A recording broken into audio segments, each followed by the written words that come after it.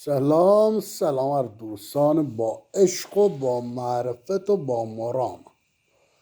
دوستان یادم یه زمانی میگفتم احتیاط، اگر لبی خود به بافور شستمش با کافور. میخوام روی حرف قدیمی که زدم بگم نه، بدون مواد مخدرم میشه زندگی کرد، از اون لذت ببر. زندگی بدون مواد مخدر بچه چه حالی میده، چه چیزا خوبی تو زندگیت میتونی تجربه کنی.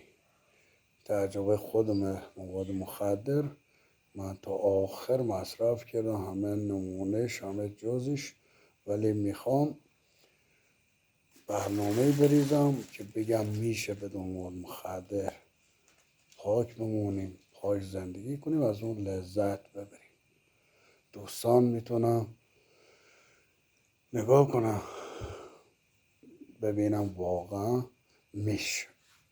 من با همه مواد مخدری حتی تست میکردم، حتی دماغی زدم، همه خلافی کردم، فقط میخوام میگم میشه بدون مواد مخدر زندگی کنیم و از اون لذت ببریم. انشالله که دنبال کننده خوبی باشه، صاحب راه کنه که بتونم حرفم هدفم توی چی برسم.